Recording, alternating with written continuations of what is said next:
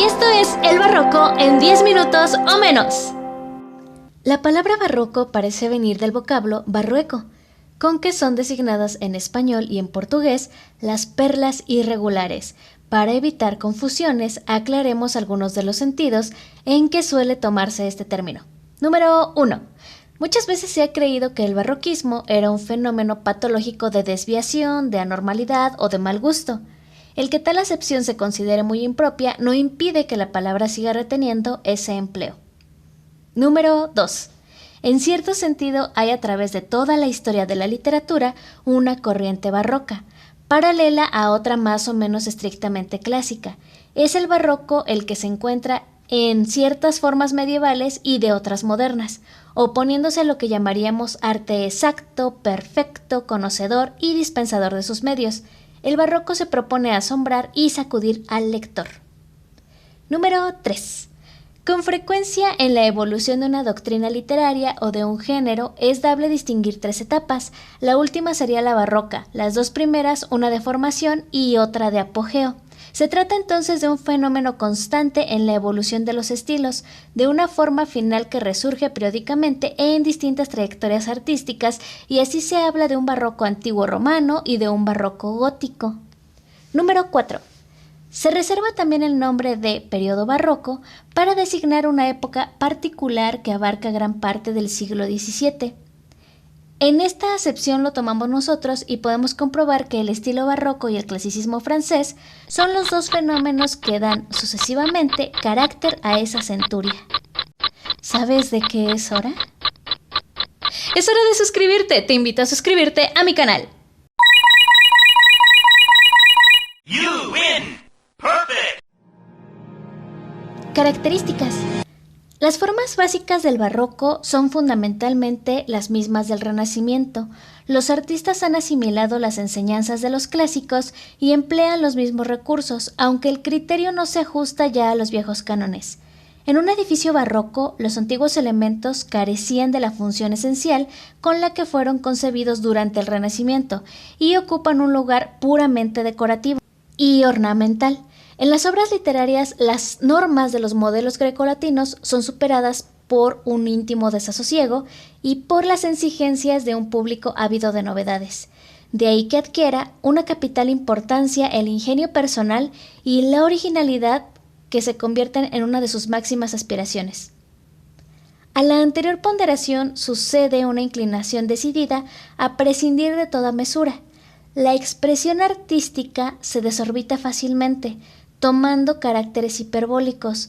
El barroco rompe con las líneas básicas del estilo, actuando no según un modelo, sino según un impulso personal caprichoso. Además, acumula los elementos y los recarga en demasía. Ya no se ve la elegancia en claridad y en la naturalidad, sino en la artificiosidad y en la afectación. A lo sencillo se opone lo complicado, a lo estático lo dinámico, a la insistencia en los viejos motivos clásicos lo inesperado y sorprendente. El resultado es un arte expresivo, pródigo de contrastes, lleno de violentos estímulos y de excitantes sorpresas. Ven, vamos, hay que estudiar juntos porque yo solita no me animo. Pero ya por lo menos si me estás escuchando mientras estudio, es más sencillo. Vamos, hay que estudiar juntos. Culteranismo y conceptismo. 2 son las tendencias más importantes y extremas que se destacan en la producción literaria del momento, las cuales son el culteranismo y el conceptismo. Propende el culteranismo a esquivar los aspectos desagradables en la realidad cotidiana, atendiendo solo a los que ofrecen algún valor estético, especialmente de índole sensorial. Mientras que el conceptismo busca la plástica y la sonoridad, el conceptismo la sutileza del pensar y la agudeza del decir. Por eso, el culteranismo se da en general en la poesía, mientras que el conceptismo se da en la prosa. Uno y otro buscan el efectismo y la sorpresa. Aquel lo consigue mediante un lenguaje culto, ese se vale del habitual, retorciéndolo y violentándolo en su significado y en su sintaxis. Los recursos principales del culteranismo son la metáfora, de ordinaria, intensa y exacerbada, con la que intenta ennoblecer la realidad. Los objetos vulgares son mencionados por medio de objetos poéticos que constituyen su imagen, por tener con él algún punto de contacto. También se utilizan o tienen como recurso los culteranos los neologismos. El culterano quiere dotar la obra poética de un lenguaje culto. Sus conocimientos humanísticos le llevan a utilizar el latín para derivar una serie de vocablos que terminan por incorporarse al idioma. El mismo fin de aristocratizar la expresión literaria apoyándose de la cultura antigua tiene el uso de el hiperbatón o transposición de una frase a la manera de sintaxis latina. Si te llama la atención justamente todo lo que estoy tocando de términos de literatura, te invito a que me sigas también en TikTok. Me puedes buscar como Yadira Arteaga. Tengo la misma imagen que tengo ahorita aquí en el podcast. Me puedes buscar y ahí me conocerás face to face.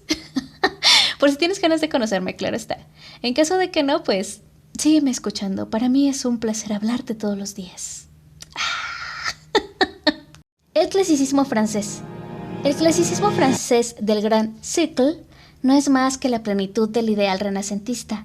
Las normas de la clasicidad griega y romana persisten cada vez más firmes en el gusto francés. Si el paso hacia el barroco viene marcado por un proceso de acumulación, en el clasicismo francés no hay sino un proceso de depuración. Los principios establecidos por la antigüedad no solamente continúan en plena vigencia, sino que se los admite en su interpretación más estricta. El clasicismo comienza con la afirmación de que existen verdades intangibles, autoridades sin réplica, categorías bien definidas. En el dominio político una ley, un rey. En el religioso una fe única, estable y nacional. En lo social, la noción de una clase rígida. Algo semejante acontece en el dominio literario. Los géneros están tan severamente separados y jerarquizados como las clases sociales.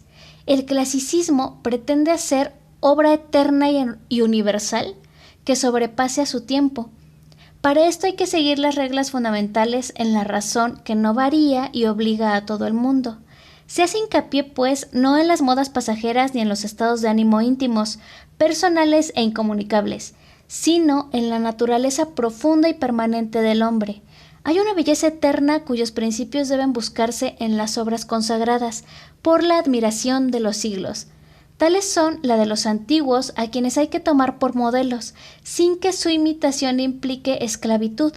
Como no se es esclavo por obedecer a un código, de las obras antiguas se extraen reglas a las que todo escritor debe someterse. La más severa es la de la distinción absoluta de géneros, cada uno con sus propias recetas y técnicas. Si tienes alguna duda o te interesaría que definiéramos una palabra, no dudes en suscribirte y dejarlo en la parte de comentarios. Trataremos de responderte a la brevedad posible.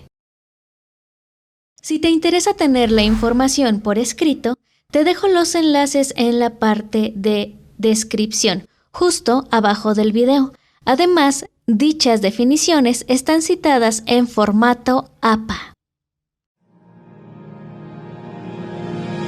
Ok, para resumir el barroco, recordemos que todos los géneros, todos los hitos, generalmente tienen 3 etapas, casi siempre.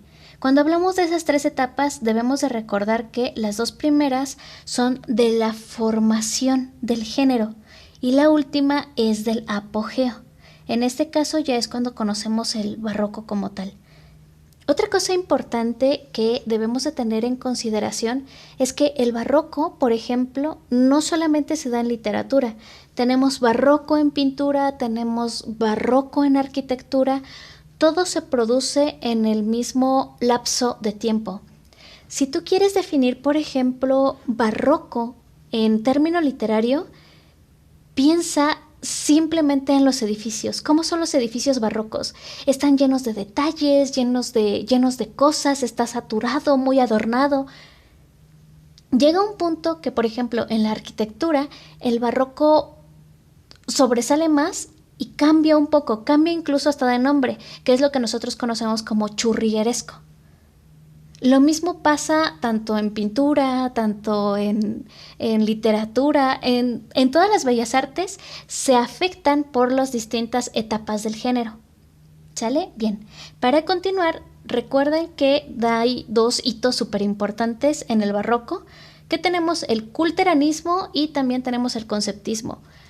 Lo culterano, como bien lo dice su nombre, culto, viene de las personas cultas, culterano.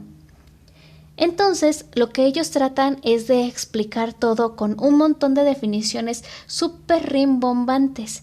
Utilizan justamente lo mismo que vemos en arquitectura, pero ahora plasmado en letras. ¿Sale?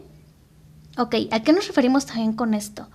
Recuerden que, por ejemplo, los escritores culteranos utilizaban diferentes reglas o estructuras gramaticales.